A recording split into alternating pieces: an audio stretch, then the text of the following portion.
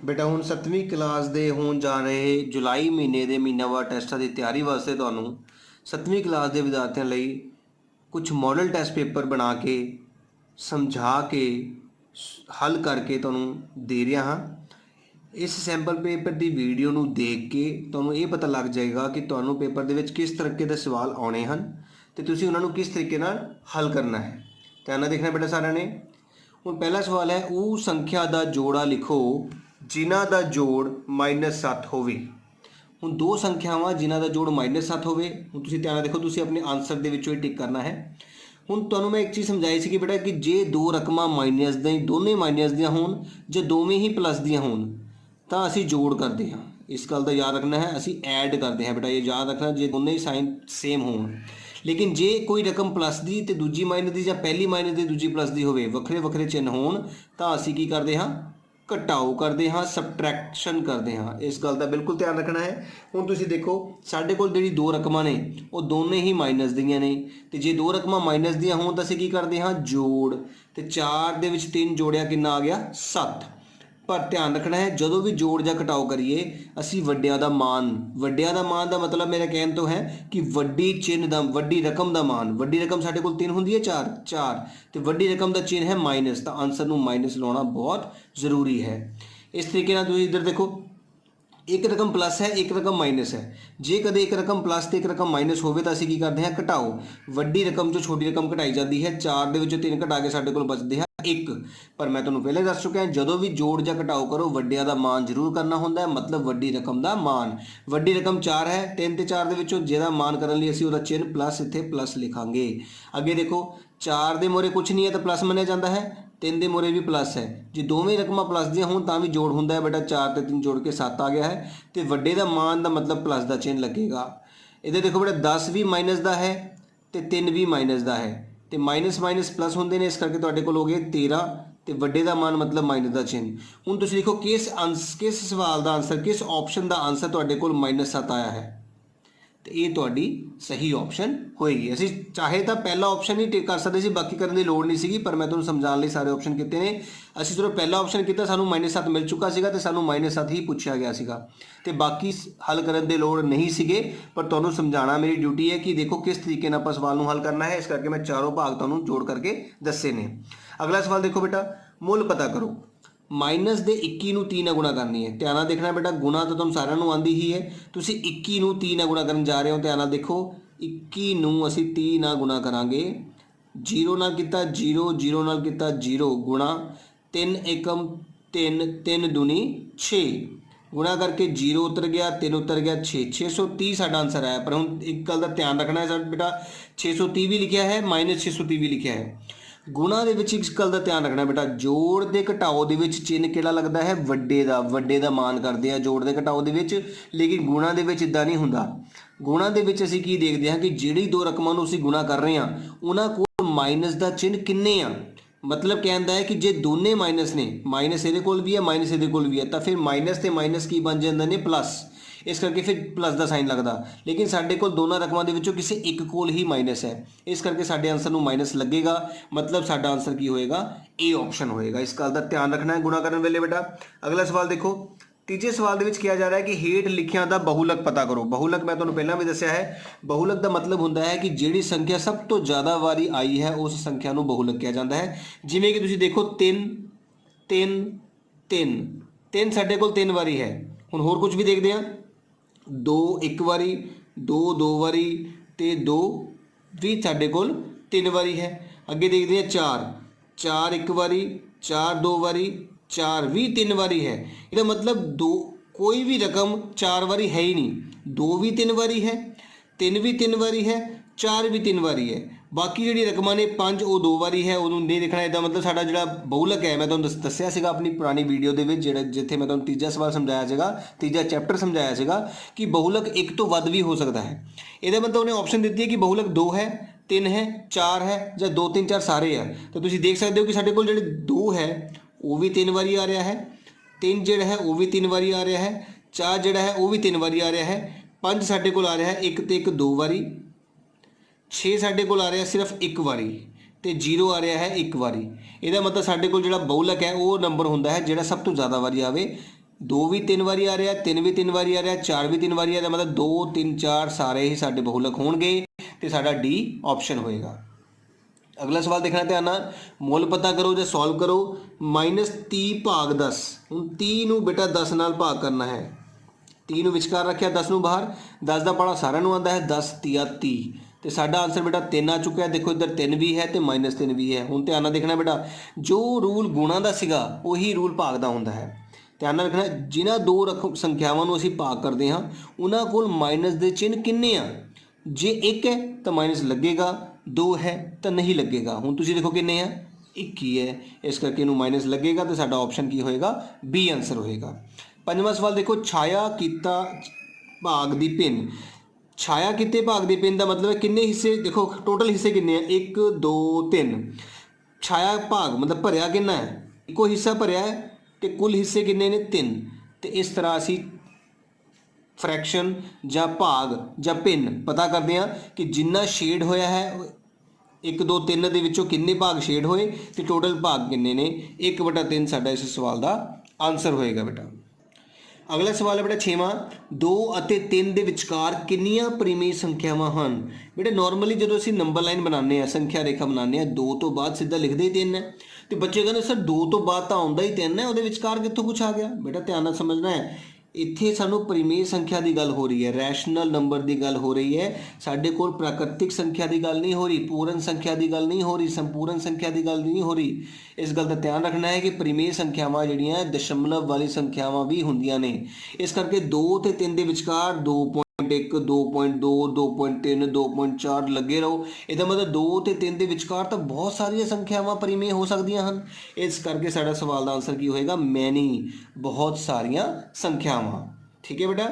अगला सवाल देखो, -53 ਦੇ ਵਿੱਚ ਕੀ ਜੋੜੀਏ ਕਿ -53 ਹੀ ਵਾਪਸ ਆ ਜਾਏ।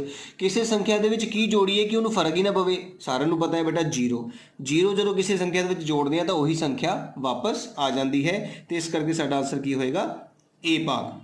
संख्या 1 की है, हुण एक संख्या 1 की है, कहते पूर्ण संख्या या होल नंबर्स, प्राकृतिक संख्या या पूर्ण ते प्राकृतिक दोवें या कोई नहीं। सारिਆਂ ਨੂੰ पता है बेटा प्राकृतिक संख्या की होंगी, प्रकृति शुरू कितों होंगी है। मैं तुहानूं कहां बेटा जाओ अपनी क्लास दे विच किन्ने बेंच गिण के आओ, तुसीं शुरू कितों करोगे, 1 2 3 4, 1 तो शुरू करोगे ना। ਇਹਦਾ मतलब प्राकृतिक संख्या 1 तो शुरू होंगी है, ਇਹਦਾ मतलब 1 ਜਿਹੜਾ है वो प्राकृतिक संख्या तो है ही है। हुण पूर्ण संख्या की है, पूर्ण संख्या प्राकृतिक संख्या तो बाद बनी बेटा। एक 0 की जो खोज की गई तो पहला प्राकृतिक संख्या 1 तो शुरू होंगी सी, उस टाइम 0 की खोज नहीं हुई सी। जो 0 की खोज हुई तो उस तो बाद फिर पूर्ण संख्या बननी शुरू हो गई। इस करके 0 तो बाद 1 ये सारी पूर्ण संख्यावां ने। प्राकृतिक संख्या 1 तो शुरू होंगी है, पूर्ण संख्या 0 तो शुरू होंगी है। ਇਹਦਾ मतलब 1 पूर्ण संख्या भी हुई। ਇਹਦਾ मतलब साडा सी ऑप्शन होएगा, पूर्ण संख्या ते प्राकृतिक संख्या। 9वां सवाल देखो, -4/36 का सरलतम रूप। बेटा ध्यान नाल देखना है, -4/36। हुण तुसीं ये गल देखनी है कि अखीरला अखर जेकर कदे भी बटे विच रकम आ जाए, भिन्न आ जाए तो उन्होंने कटना होवे, तुसीं देखना है कि अखीरला अखर 0 2 4 6 8 इन्हां 5 अखरां दे विचों कोई है। देखो हैगा 4 है 6 है, ਇਹਦਾ मतलब 2 ਦੇ ਪਾੜੇ ਤੇ ਕਟਿੰਗ ਹੋਏਗੀ। 2 ਦੇ ਪਾੜੇ ਤੇ ਕੱਟਣਾ ਬਹੁਤ ਹੀ ਸੌਖਾ ਹੁੰਦਾ ਬੇਟਾ, ਸਿਰਫ ਅੱਧਾ ਕਰਨਾ ਹੁੰਦਾ ਹੈ। ਮਾਈਨਸ ਦਾ ਮਾਈਨਸ 4 रुपए ਦਾ ਅੱਧਾ ਕਿੰਨਾ ਹੁੰਦਾ, 2 रुपए। 36 रुपए ਦਾ ਅੱਧਾ, ਜੇ ਬੇਟਾ ਕਿਸੇ ਨੂੰ 36 रुपए ਦਾ ਅੱਧਾ ਕਰਨਾ ਨਹੀਂ ਆਂਦਾ ਤੇ 36 रुपए ਨੂੰ ਤੁਸੀਂ ਤੋੜ ਦੇਣਾ ਹੈ। ਕਿੱਦਾਂ, 30 रुपए ਇੱਕ ਹੱਥ 'ਚ ਫੜ ਲਓ, 6 रुपए ਇੱਕ ਹੱਥ ਵਿੱਚ ਫੜ ਲਓ। 30 ਦਾ ਅੱਧਾ 15 ਤੇ 6 ਦਾ ਅੱਧਾ 3। ਹੁਣ ਜੋੜੋ ਕਿੰਨੇ रुपए ਬਣ ਗਏ, 18 रुपए। ਸਮਝ ਲੱਗੀ ਗੱਲ। 36 ਦਾ ਅੱਧਾ ਕਿੰਨਾ ਹੋਇਆ, 18 रुपए ਹੋ ਗਏ। इस तरह हूँ देखो फिर 2 के पाड़े तो अखीरला अखर 2 है तो अखीरला अखर 8 है। जदों तक अखीरला अखर 0 2 4 6 8 है, तुसी 2 नाल मतलब अद्धा करी जाना बेटा। हूँ 2 का अद्धा सारिਆਂ पता 2 रुपए का अद्धा 1 रुपये होंगे, -1 तो 18 का अद्धा करने फिर वही गल। वैसे तो सानू पता 18 का अद्धा 9 रुपये होंगे, पर जे नहीं पता तो आप 18 को 10 रुपये वक्रे तो 8 रुपये वक्रे कर सकते हैं। 10 का अद्धा 5 रुपये, 18 4 रुपये, 5 4 9। इस तरह असी न्यूनतम रूप विच सरलतम रूप विच लैके आ सकते हैं, सिंपलेस्ट फॉर्म विच कर सकते हैं कटिंग करके इक्को पाड़े ते साडा आंसर आया है -1/9, जो कि साडा ए पार्ट होवेगा। अगला सवाल देखो बेटा, सरल करो दे विच देखो विचकार भाग का निशान है। तुहानूं मैं समझाया होया है कि जदों भी 2 भिन्नां 12 के थल्ले कुछ नहीं तो 1 पाया, 2 भिन्नां दे विचकार बेटा भाग का चिन्ह होवे तो उसनूं गुणा विच बदलना जरूरी हुंदा है। जदों उहनूं गुणा च बदलीए ਤਾਂ ਉਸ ਤੋਂ ਅਗਲਾ ਅੱਖਰ ਦਾ ਉਲਟ ਕਰਮ ਹੋ ਜਾਂਦਾ ਹੈ। ਮਤਲਬ 4 ਉੱਪਰ ਤੇ 3 ਥੱਲੇ। ਇਸ ਗੱਲ ਦਾ ਧਿਆਨ ਰੱਖਣਾ ਬੇਟਾ, ਜਦੋਂ ਵੀ ਭਾਗ ਨੂੰ ਗੁਣਾ ਵਿੱਚ ਬਦਲਦੇ ਆ, ਗੁਣਾ ਵਿੱਚ ਬਦਲੀਏ ਤਾਂ ਗੁਣਾ ਤੋਂ ਅਗਲੀ ਰਕਮ ਦਾ ਉਲਟ ਕਰਮ ਕਰਨਾ। ਇਸ ਗੱਲ ਦਾ ਧਿਆਨ ਰੱਖਣਾ। 4 ਉੱਪਰ ਚਲਾ ਗਿਆ, 3 ਥੱਲੇ ਚਲਾ ਗਿਆ। ਹੁਣ ਅਸੀਂ ਗੁਣਾ ਕਰਨੀ ਹੈ ਉੱਪਰ ਵਾਲੇ ਨੂੰ ਉੱਪਰ ਵਾਲੇ ਨਾਲ ਤੇ ਥੱਲੇ ਵਾਲੇ ਨੂੰ ਥੱਲੇ ਨਾਲ। 12 ਚੌਕਾ 48 ਮਤਲਬ ਮਾਈਨਸ ਦੇ 48, 3 ਏਕਮ 3।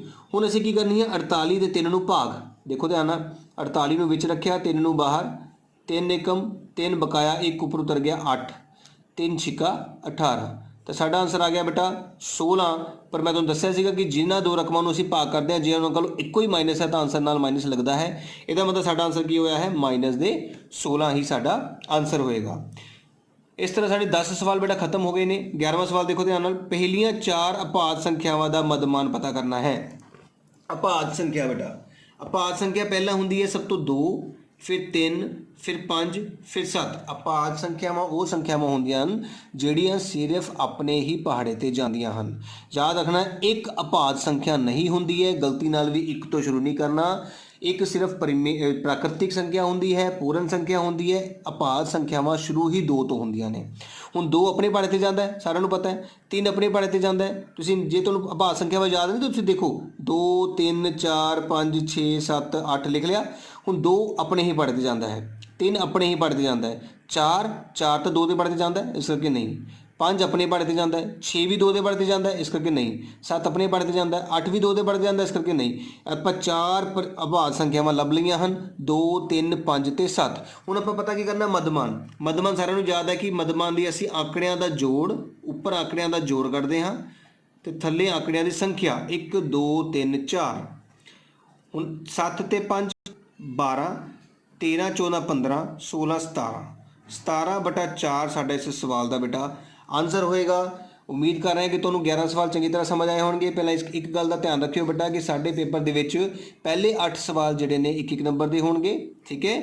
9ਵਾਂ ਤੇ 10ਵਾਂ ਸਵਾਲ ਸਾਡਾ 2-2 ਨੰਬਰ ਦਾ ਹੈਗਾ ਤੇ 11ਵਾਂ ਤੇ 12ਵਾਂ ਸਵਾਲ ਸਾਡਾ 4-4 ਅੰਕਾਂ ਦਾ ਹੋਏਗਾ। 11ਵੇਂ ਸਵਾਲ ਦੇ ਵਿੱਚ ਸਾਡੇ ਕੋਲ ਜਾਂ ਵਾਲੇ 2 ਕੁਐਸਚਨ ਹੋਣਗੇ, ਦੋਵਾਂ ਦੇ ਵਿੱਚੋਂ ਕੋਈ ਇੱਕ ਕਰਨਾ ਹੋਏਗਾ। 12ਵੇਂ ਸਵਾਲ ਦੇ ਵਿੱਚ ਸਾਡੇ ਕੋਲ 2 ਕੁਐਸਚਨ ਹੋਣਗੇ ਜਿਨ੍ਹਾਂ ਵਿੱਚੋਂ ਕੋਈ ਇੱਕ ਕਰਨਾ ਹੁੰਦਾ ਹੈ। ਹੁਣ ਆਪਾਂ 11ਵੇਂ ਸਵਾਲ ਦਾ ਜਿਹੜਾ ਭਾਗ ਕੀਤਾ ਹੈ ਪਹਿਲਾ, ਇਹ 4 ਨੰਬਰ ਦਾ ਹੈ ਬੇਟਾ, ਜਿਹੜੇ ਕਿ ਆਪਾਂ ਪੂਰਾ ਕਰ ਲਿਆ ਹੈ। ਹੁਣ ਇਸੇ ਸਵਾਲ ਦਾ ਆਪਾਂ ਦੂਜਾ ਭਾਗ ਕਰਾਂਗੇ, ਧਿਆਨ ਨਾਲ ਦੇਖਣਾ ਹੈ।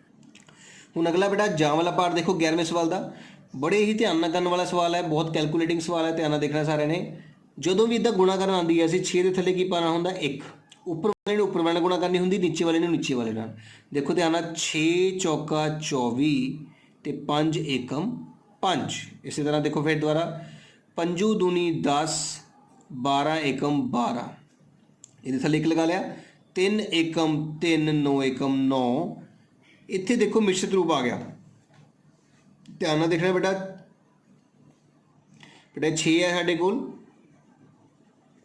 6 ਗੁਣਾ ਮਿਸ਼ਰਤ ਰੂਪ ਹੈ ਤੇ 6 ਗੁਣਾ, ਹੁਣ ਮਿਸ਼ਰਤ ਰੂਪ ਕਿੱਦਾਂ ਤੋੜਦੇ ਆ, 4 ਨੂੰ 1 ਨਾਲ ਗੁਣਾ ਕੀਤੀ, ਇਹਨਾਂ ਨੂੰ ਗੁਣਾ ਕਰਦੇ ਆ, ਫਿਰ ਜੋ ਆਨਸਰ ਆਉਂਦਾ ਉਹਦੇ ਵਿੱਚ ਅਗਲਾ ਜੋੜਦੇ ਆ। 4 ਏਕਮ 4 ਜਮਾ 3, 4 ਜਮਾ 3 ਕਿੰਨੇ ਹੁੰਦੇ ਨੇ 7, ਬਟਾ ਹਮੇਸ਼ਾ 4 ਹੀ ਰਹਿੰਦਾ ਹੈ। ਮਿਸ਼ਰਤ ਰੂਪ ਤੋੜਨਾ ਬਹੁਤ ਇੰਪੋਰਟੈਂਟ ਹੈ ਬੇਟਾ, ਧਿਆਨ ਨਾਲ ਸੁਣਨਾ ਹੈ। ਥੱਲੇ ਰਕਮ ਨੂੰ ਆ ਜਿਹੜਾ ਹਰ ਦੇਖ ਰਹੇ ਹੋ ਇਹ ਹਰ ਹੀ ਰਹਿਣਾ ਹਮੇਸ਼ਾ, ਇਹ 4 ਨੇ 4 ਹੀ ਬਣਿਆ ਰਹਿਣਾ। ਅਸੀਂ ਲੱਭਣਾ ਕੀ ਹੁੰਦਾ ਅੰਸ਼, ਅੰਸ਼ ਲੱਭਣ ਲਈ ਕੀ ਕਰਦੇ ਆ, ਇਹਨਾਂ ਨੂੰ ਗੁਣਾ ਕਰਦੇ ਆ, ਫਿਰ ਜੋ ਆਨਸਰ ਆਉਂਦਾ ਹੈ ਉਹਨੂੰ ਵਿੱਚ ਇਹਨੂੰ ਜੋੜ ਦਿੰਦੇ ਹਾਂ। ਹੁਣ ਉੱਪਰ ਵਾਲੇ ਨੇ ਗੁਣਾ ਕਰਨਾ ਹੈ, 7 ਛਿਕਾ 42 ਬਟਾ 4। ਹੁਣ ਇੱਧਰ ਵੀ ਸਾਡੇ ਕੋਲ ਮਿਸ਼ਰਤ ਰੂਪ ਆ ਗਿਆ ਹੈ, ਧਿਆਨ ਨਾਲ ਦੇਖਣਾ ਹੈ। 6 ਨੂੰ 4 ਨਾਲ ਗੁਣਾ ਕਰਨੀ ਹੈ, 6 ਚੌਕਾ 24 ਤੇ ਵਿੱਚ 4 ਜੋੜਨੇ ਨੇ, 24, 25, 26, 27, 28 ਤੇ ਸਾਡੇ ਕੋਲ 28 ਉੱਪਰ ਆ ਗਿਆ ਹੈ ਤੇ ਥੱਲੇ ਤਾਂ 6 ਹੀ ਰਹੇਗਾ, ਗੁਣਾ 5। ਹੁਣ 28 ਨੂੰ 5 ਨਾਲ ਗੁਣਾ ਕਰੋ, 28 ਨੂੰ ਅਸੀਂ 5 ਨਾਲ ਗੁਣਾ ਕਰੀਏ, 8 5 40, 5 ਦੂਣੀ 10 ਤੇ 4 14 ਤੇ ਸਾਡੇ ਕੋਲ ਬਣਦਾ ਹੈ 140/6। ਇਸ ਤਰ੍ਹਾਂ ਅਸੀਂ ਸਾਰੇ ਭਾਗ ਦੇ ਵਿੱਚ ਗੁਣਾ ਕਰ ਚੁੱਕੇ ਹਾਂ। ਹੁਣ ਅਸੀਂ ਧਿਆਨ ਨਾਲ ਦੇਖਦੇ ਹਾਂ ਸਾਡੇ ਆਨਸਰ ਦੇ ਵਿੱਚੋਂ। ਸਭ ਤੋਂ ਪਹਿਲਾਂ ਦੇਖੋ 24/5 ਸਾਨੂੰ ਲੱਭ ਚੁੱਕਿਆ ਹੈ, ਉਹ ਤਾਂ ਪਹਿਲਾਂ ਅਸੀਂ ਨਿਸ਼ਾਨ ਲਗਾ ਹੀ ਲੈਣਾ ਹੈ। ਹੁਣ ਧਿਆਨ ਨਾਲ ਦੇਖਣਾ ਬੇਟਾ ਸਾਡੇ ਕੋਲ ਕਿਸ ਤਰੀਕੇ ਨਾਲ ਆਨਸਰ ਪਤਾ ਕਰਨਾ ਹੈ। ਤੁਹਾਨੂੰ ਮੈਂ ਦੱਸਿਆ ਸੀ ਕਿ ਇੱਥੇ ਕੀ ਹੈ 10, ਇੱਥੇ ਕੀ ਹੈ 12। ਹੁਣ ਕਿਹੜਾ ਪਹਾੜਾ ਹੈ ਜਿਹਦੇ ਪਹਾੜੇ ਤੇ 10 ਵੀ ਆਉਂਦਾ ਹੈ ਤੇ 12 ਵੀ ਆਉਂਦਾ ਹੈ, ਬਿਲਕੁਲ ਠੀਕ 2 ਦਾ ਪਹਾੜਾ। ਹੁਣ 2 ਦਾ ਪਹਾੜਾ ਪੜ੍ਹੀਏ, 10 ਕਦੋਂ ਆਉਂਦਾ 2 ਦੇ ਪਹਾੜੇ ਤੇ 5 ਤੇ 5 ਦੂਣੀ 10 ਤੇ 12 ਕਦੋਂ ਆਉਂਦਾ 6 ਤੇ। ਹੁਣ ਦੇਖੋ ਤੁਸੀਂ 5/6 ਲੱਭ ਚੁੱਕਾ ਹੈ ਸਾਨੂੰ। ਇਸੇ ਤਰ੍ਹਾਂ 3 ਤੇ 9, ਕਿਹੜੇ ਪਹਾੜੇ ਤੇ 3 ਵੀ ਆਉਂਦਾ ਹੈ ਤੇ 9 ਵੀ ਆਉਂਦਾ ਹੈ, ਸੋਚੋ ਕਿਹੜਾ ਪਹਾੜਾ ਹੈ ਤੁਹਾਡੇ ਕੋਲ ਜਿਹੜੇ ਪਹਾੜੇ ਦੇ ਵਿੱਚ 3 ਵੀ ਆਉਂਦਾ ਹੈ ਤੇ 9 ਵੀ ਆਉਂਦਾ ਹੈ? ਇੱਕੋ ਹੀ ਪਹਾੜਾ ਲੱਭਣਾ ਬੇਟਾ, 3 ਦਾ ਪਹਾੜਾ, ਬਿਲਕੁਲ ਠੀਕ। 3 ਏਕਮ 3, 3 ਤੀਆ 9। ਧਿਆਨ ਨਾਲ ਦੇਖੋ, ਇਹ ਵੀ ਤੁਹਾਨੂੰ ਲੱਭ ਚੁੱਕਾ ਹੈ। ਹੁਣ 42 ਹੈ ਤੇ 4 ਹੈ ਬੇਟਾ। ਮੈਂ ਤੁਹਾਨੂੰ ਕਿਹਾ ਸੀ ਜਦੋਂ ਵੀ ਵੱਡੇ ਅੱਖਰ ਆ ਜਾਣ, ਜੇ ਤੁਹਾਨੂੰ ਨਾ ਪਤਾ ਲੱਗੇ ਤੇ ਤੁਸੀਂ ਅਖੀਰਲਾ ਅੱਖਰ ਦੇਖਣਾ ਹੁੰਦਾ। ਜੇ ਅਖੀਰਲਾ ਅੱਖਰ ਜਿਸਤ ਹੈ, ਦੇਖੋ 2 ਹੈ ਤੇ 4 ਹੈ, ਤੇ ਫਿਰ ਤੁਸੀਂ ਅੱਧਾ ਕਰਨਾ ਹੈ। 42 ਦਾ ਅੱਧਾ 21 ਰੁਪਏ ਤੇ 4 ਦਾ ਅੱਧਾ 2 ਰੁਪਏ। ਇਸ ਤਰ੍ਹਾਂ ਸਾਨੂੰ 21/2 ਵੀ ਮਿਲ ਚੁੱਕਾ ਹੈ। ਹੁਣ 140/6 ਦਾ ਵੀ ਅੱਧਾ ਕਰਾਂਗੇ। 140 ਦਾ ਅੱਧਾ 70 ਰੁਪਏ ਤੇ 6 ਦਾ 3, ਤੁਸੀਂ ਦੇਖ ਸਕਦੇ ਹੋ ਤੁਹਾਨੂੰ 70/3 ਵੀ ਲੱਭ ਚੁੱਕਾ ਹੈ। ਇਸ ਤਰ੍ਹਾਂ ਤੁਸੀਂ ਮਿਲਾਨ ਕਰੋ ਕਰਨੇ ਹੁੰਦੇ ਬੇਟਾ। ਖੱਬੇ ਹੱਥ ਨੂੰ ਸੋਲਵ ਕਰੋ ਜਿੰਨਾ ਤੁਸੀਂ ਹੱਲ ਕਰ ਸਕਦੇ ਹੋ, ਉਸ ਤੋਂ ਬਾਅਦ ਸੱਜੇ ਹੱਥ ਤੱਕ ਉਸਨੂੰ ਮਿਲਾਨ ਕਰਨਾ ਹੁੰਦਾ ਹੈ। ਹੁਣ ਬੇਟਾ 12ਵਾਂ ਸਵਾਲ 4 ਨੰਬਰ ਲਈ ਕਰੇ ਜਾ ਰਹੇ ਹਾਂ। 12ਵੇਂ ਸਵਾਲ ਦੇ ਵਿੱਚ ਉਹ ਕਹਿ ਰਿਹਾ ਖਾਲੀ ਥਾਵਾਂ ਭਰੋ, ਫਿਲਿੰਗ ਦਾ ਬਲੈਂਕਸ। ਆਹ ਦੇਖੋ, ਇਹ ਵਾਲਾ ਨਿਸ਼ਾਨ ਹੁੰਦਾ ਵੱਡੇ ਦਾ, ਇਹ ਛੋਟੇ ਦਾ ਤੇ ਇਹ ਬਰਾਬਰੇ ਦਾ। ਹੁਣ ਪਤਾ ਕਿੱਦਾਂ ਲੱਗਦਾ ਕਿਹੜੀ ਸੰਖਿਆ ਵੱਡੀ ਹੈ, ਕਿਹੜੀ ਛੋਟੀ ਹੈ, ਕਿਹੜੀ ਬਰਾਬਰ ਹੈ? ਦੇਖੋ ਧਿਆਨ ਨਾਲ, ਆਹ ਸੰਖਿਆ ਤੇ ਇਸ ਸੰਖਿਆ ਨੂੰ ਧਿਆਨ ਨਾਲ ਦੇਖਣਾ ਬੇਟਾ। ਦਸ਼ਮਲਵ ਤੋਂ ਬਾਅਦ ਕਿੰਨੇ ਅੱਖਰ ਨੇ? ਇੱਧਰ 2 ਹੈ, ਇੱਧਰ 1 ਹੈ। ਇੱਦਾਂ ਨਹੀਂ ਹੋਣਾ ਚਾਹੀਦਾ। ਦਸ਼ਮਲਵ ਤੋਂ ਬਾਅਦ ਸਭ ਤੋਂ ਪਹਿਲੀ ਗੱਲ ਧਿਆਨ ਨਾਲ ਰੱਖਣਾ ਹੈ, ਦਸ਼ਮਲਵ ਤੋਂ ਪਹਿਲਾਂ ਵਾਲੇ ਅੱਖਰ ਨੂੰ ਮਿਲਾਉਣਾ ਹੈ। ਦਸ਼ਮਲਵ ਤੋਂ ਪਹਿਲਾਂ ਵਾਲੇ ਅੱਖਰ ਜਿਹੜਾ ਬੜਾ ਹੈ ਉਹ ਵੱਡਾ ਹੀ ਹੁੰਦਾ ਹੈ। ਦਸ਼ਮਲਵ ਤੋਂ ਪਹਿਲਾਂ ਕੀ ਹੈ? 0। ਦਸ਼ਮਲਵ ਤੋਂ ਪਹਿਲਾਂ ਕੀ ਹੈ? 3, ਤੇ ਇਹ ਤੁਹਾਡਾ ਵੱਡਾ ਹੋਏਗਾ। ਇਹ ਅੱਖਰ ਵੱਡਾ ਹੋਇਆ, ਤੇ ਜਿਹੜਾ ਅੱਖਰ ਵੱਡਾ ਹੈ ਉਸ ਵੱਲੇ ਉਸ ਤਰਫ ਨੂੰ ਮੂੰਹ ਖੁੱਲਾ ਰੱਖਣਾ ਹੈ। ਆ ਦੇਖੋ, ਮੂੰਹ ਖੁੱਲਾ ਹੈ ਨਾ, ਇੱਥੇ ਮੂੰਹ ਬੰਦ ਹੈ। ਛੋਟੇ ਵੱਲ ਮੂੰਹ ਬੰਦ ਹੁੰਦਾ ਹੈ, ਵੱਡੇ ਵੱਲ ਮੂੰਹ ਖੁੱਲਾ ਹੁੰਦਾ ਹੈ। ਹੁਣ ਦੇਖੋ, ਦਸ਼ਮਲਵ ਤੋਂ ਪਹਿਲਾਂ 7, ਦਸ਼ਮਲਵ ਤੋਂ ਪਹਿਲਾਂ 7, ਇਹ ਤਾਂ ਬਰਾਬਰ ਹੋ ਗਏ। ਅੱਗੇ ਦਸ਼ਮਲਵ ਤੋਂ ਬਾਅਦ ਦੇਖਦੇ ਹਾਂ। ਦਸ਼ਮਲਵ ਤੋਂ ਬਾਅਦ 3, ਇੱਧਰ ਵੀ ਦਸ਼ਮਲਵ ਤੋਂ ਬਾਅਦ 3, ਇਹ ਵੀ ਬਰਾਬਰ ਹੋ ਗਏ। ਦਸ਼ਮਲਵ ਤੋਂ ਬਾਅਦ 1, ਦਸ਼ਮਲਵ ਤੋਂ ਬਾਅਦ ਇਹ ਬਰਾਬਰ, ਸਾਰੇ ਹੀ ਬਰਾਬਰ ਹੋ ਗਏ। ਇਹਦਾ ਮਤਲਬ ਨਿਸ਼ਾਨ ਕੀ ਲੱਗ ਗਿਆ? ਬਰਾਬਰ ਦਾ ਲੱਗ ਗਿਆ। ਫਿਰ ਦੇਖੋ, ਦਸ਼ਮਲਵ ਤੋਂ ਪਹਿਲਾਂ ਕੀ ਹੈ? 0। ਦਸ਼ਮਲਵ ਤੋਂ ਪਹਿਲਾਂ 2, ਤੇ ਵੱਡਾ ਕਿਹੜਾ ਹੋਇਆ? ਆਹ ਵਾਲਾ 2 ਵਾਲਾ ਵੱਡਾ ਹੋਇਆ। ਇਹਦਾ ਕਰਕੇ ਮੂੰਹ ਖੁੱਲਾ ਇਸ ਵੱਲ ਰੱਖਣਾ ਹੈ। ਦਸ਼ਮਲਵ ਤੋਂ ਪਹਿਲਾਂ 0 ਹੈ, ਇੱਧਰ ਦਸ਼ਮਲਵ ਤੋਂ ਪਹਿਲਾਂ 6 ਹੈ। ਦਸ਼ਮਲਵ ਤੋਂ ਪਹਿਲਾਂ ਹੀ ਜਿਹੜਾ ਅੱਖਰ ਵੱਡਾ ਹੈ ਉਹੀ ਅੱਖਰ ਵੱਡਾ ਹੁੰਦਾ ਹੈ। ਜੇਕਰ ਦਸ਼ਮਲਵ ਤੋਂ ਪਹਿਲਾਂ ਵਾਲਾ ਅੱਖਰ ਬਰਾਬਰ ਹੋ ਜਾਵੇ ਫਿਰ ਅਸੀਂ ਦਸ਼ਮਲਵ ਤੋਂ ਬਾਅਦ ਦੇਖਦੇ ਹਾਂ। ਇਸ ਤਰ੍ਹਾਂ ਸਾਡਾ ਇਹ ਸਵਾਲ ਵੀ ਖਤਮ ਹੋ ਗਿਆ ਹੈ। ਹੁਣ 12ਵੇਂ ਸਵਾਲ ਦਾ ਅਸੀਂ ਜਾਂ ਵਾਲਾ ਪਾਠ ਕਰਨ ਲੱਗੇ ਹਾਂ। ਧਿਆਨ ਨਾਲ ਦੇਖੋ, ਉਹ ਵੀ ਮਿਲਾਨ ਕਰੋ ਵਾਲੇ ਵਿੱਚ ਦਿੱਤਾ ਗਿਆ ਹੈ। ਉਸ ਵਿੱਚ ਵੀ ਧਿਆਨ ਨਾਲ ਦੇਖੋ। ਦੇਖੋ, ਆ ਮਿਸ਼ਰਤ ਰੂਪ ਦਿੱਤਾ ਹੋਇਆ। ਹੁਣ ਮਿਸ਼ਰਤ ਰੂਪ ਨੂੰ ਤੋੜਨ ਜਾ ਰਹੇ ਹਾਂ। ਥੱਲੜੇ ਵਾਲੇ ਆਪਸ 'ਚ ਗੁਣਾ, 8 7 56 ਵਿੱਚ 1 ਜੋੜਿਆ 57, 57/7। 5 ਚੌਕਾ 20, 20 ਆ ਗਿਆ, ਜਮਾ 3 ਕਿੰਨੇ ਹੋ ਗਏ? 20 ਦੇ ਵਿੱਚ 3 ਜੋੜੋ, 20 ਵਿੱਚ 3 ਜੋੜਨੇ ਨੇ ਬੇਟਾ, ਕਿੰਨੇ ਹੋ ਗਏ? 23, ਥੱਲੇ 5 ਆ ਗਿਆ। 7 7, 7 ਦਾ ਪਾੜਾ ਪੜ ਕੇ ਦੇਖੋ, 7 7 ਕਿੰਨਾ ਹੁੰਦਾ? 49। 49 ਦੇ ਵਿੱਚ ਕਿੰਨੇ ਜੋੜਨੇ ਨੇ ਆਪਾਂ? 4 ਜੋੜਨੇ ਨੇ। 9 ਤੇ 4 13, 3 ਉੱਪਰ 1, 53 ਆ ਗਿਆ, ਤੇ 53/7। ਇਸੇ ਤਰ੍ਹਾਂ 8 5 40 ਤੇ 2 41 42, 42/5। ਹੁਣ ਜੋੜੀਏ, ਤਾਂ ਇਹਨਾਂ ਦੇਖਣਾ ਹੈ 57/7 ਤੁਹਾਡੇ ਕੋਲ ਦਿਖ ਰਿਹਾ ਹੈ। ਆ ਦੇਖੋ 2 ਨੰਬਰ ਤੇ, 23/5 ਤੁਹਾਨੂੰ ਦਿਖ ਰਿਹਾ ਹੈ 4 ਨੰਬਰ ਤੇ, 42/5 ਇਹ ਰਿਹਾ, ਤੇ 57/7। ਬਹੁਤ ਹੀ ਸੌਖਾ ਸਵਾਲ ਬੇਟਾ 4 ਨੰਬਰ ਲਈ। ਉਮੀਦ ਕਰਦਾ ਤੁਹਾਨੂੰ ਇਹ ਪੇਪਰ ਸਮਝ ਆਇਆ ਹੋਵੇਗਾ, ਤੇ ਤੁਹਾਨੂੰ ਆਪਣੇ ਜੁਲਾਈ ਮਹੀਨੇ ਦੇ ਟੈਸਟ ਵਿੱਚ ਜਿਹੜਾ ਕਿ 16 ਤਰੀਕ ਨੂੰ ਹੋਣ ਜਾ ਰਿਹਾ ਹੈ ਬਹੁਤ ਮਦਦ ਮਿਲੇਗੀ। ਮੈਂ ਇਸੇ ਤਰ੍ਹਾਂ ਹੋਰ ਵੀ ਸੈਂਪਲ ਪੇਪਰ ਤੁਹਾਨੂੰ ਭੇਜੂੰਗਾ। ਤੁਸੀਂ ਸਾਰੇ ਸੈਂਪਲ ਪੇਪਰ ਚੰਗੀ ਤਰ੍ਹਾਂ ਪੜ੍ਹਨੇ ਨੇ। ਜੇਕਰ ਕਿਸੇ ਬੱਚੇ ਨੇ ਮੇਰੇ ਚੈਨਲ ਨੂੰ ਹਜੇ ਤੱਕ ਸਬਸਕ੍ਰਾਈਬ ਨਹੀਂ ਕੀਤਾ ਹੈ, ਬੈਲ ਆਈਕਨ ਨੂੰ ਨਹੀਂ ਦਬਾਇਆ ਹੈ, ਤਾਂ ਜ਼ਰੂਰ ਦਬਾ ਦਿਓ, ਤਾਂ ਕਿ ਮੇਰੇ ਅਗਲੇ ਸੈਂਪਲ ਪੇਪਰ ਦੀ ਵੀਡੀਓ ਤੁਹਾਨੂੰ ਤੁਹਾਡੇ ਫ਼ੋਨ 'ਤੇ ਆਪਣੇ ਆਪ ਹੀ ਪਤਾ ਲੱਗ ਸਕੇ ਕਿ ਮੈਂ ਕਦੋਂ ਬਣਾ ਲਈ ਹੈ। ਆਲ ਦੀ ਬੈਸਟ ਬੇਟਾ।